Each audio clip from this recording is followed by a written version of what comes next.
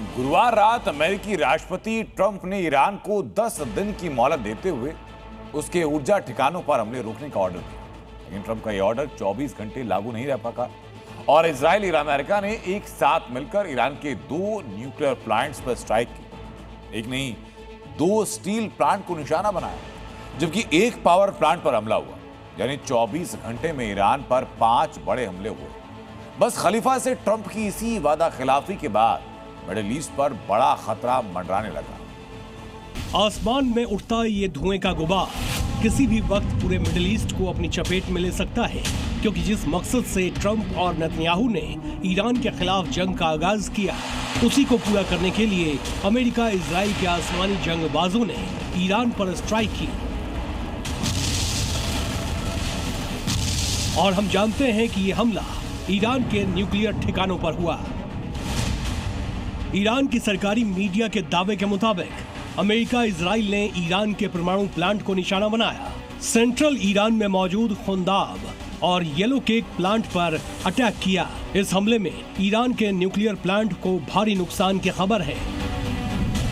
गौर करने वाली बात यह है कि इस हमले के ठीक पहले ट्रंप ने ऐलान किया था कि वो अगले 10 दिनों तक यानी 6 अप्रैल तक ईरान के किसी भी स्ट्रक्चर या प्लांट पर कोई हमला नहीं करेंगे। मगर इस ऐलान को अभी 24 घंटे नहीं बीते, उससे पहले ही यूएस इजराइल के फाइटर जेट्स ने ईरान पर स्ट्राइक कर दी। ऐसे में सवाल है, क्या ट्रंप ने खलीफा से वादा खिलाफी की? क्या मिडिल ईस्ट की जंग अब और भड़क जाएगी? क्या ईरान पहले से ज्यादा विनाशक प्रहार करेगा? क्योंकि ईरान के परमाणु ठिकानों पर हुए हमलों के बाद खलीफा की ब्रिगेड पहले से ज्यादा घातक हो चुकी है। इस अटैक के बाद IRGC के कमांडर सैयद माजिद मुसावी ने ट्रंप और नेतन्याहू को सीधी धमकी दी है। वो ये कि दुश्मन आग से खेल रहा है। इस बार समीकरण आंख के बदले आंख वाला नहीं होगा। बस इंतजार करो और देखो कि क्या होगा।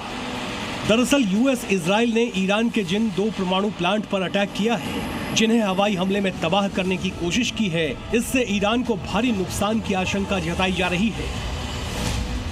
क्योंकि जहां खुंदाब एक हेवी वाटर प्लांट है, तो वहीं येलो केक प्रोडक्शन प्लांट है। और ईरान का जो न्यूक्लियर प्रोग्राम बीते कई दशकों से जारी है, उसमें ये दोनों प्लांट बेहद अहम हैं। आखिर कैसे, ये आपको सिलसिलेवार ढंग से बताते हैं।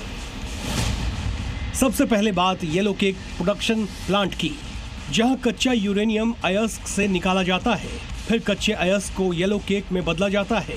इसके बाद येलो केक को गैस में बदला जाता है ताकि सेंट्रीफ्यूज में डालकर संवर्धित किया जा सके। येलो केक एक पीले रंग का पाउडर होता है जो परमाणु ईंधन बनाने की पहली स्टेज है, और इसी येलो केक को प्रोसेस कर आगे परमाणु बम बनाया जाता है।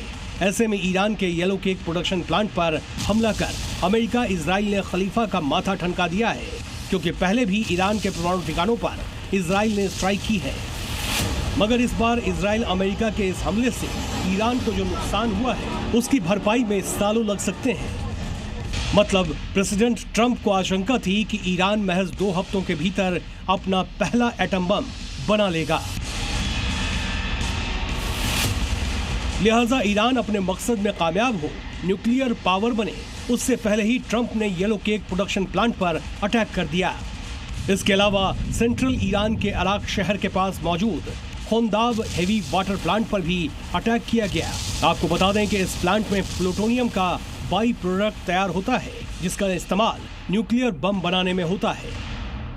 ईरानी मीडिया के रिपोर्ट्स के मुताबिक खुंदाब पावर प्लांट पर तकरीबन 10 बार हमला किया जा चुका है, और इस बार जो अटैक किया गया, उसके बाद प्लांट से काला धुआं निकल रहा है।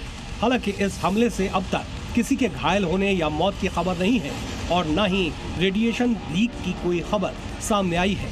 मगर इस अटैक के बाद ईरान का आक्रामक होना, मिडिल ईस्ट में महासंग्राम होना तय माना जा रहा है। ब्यूरो रिपोर्ट, जी मीडिया।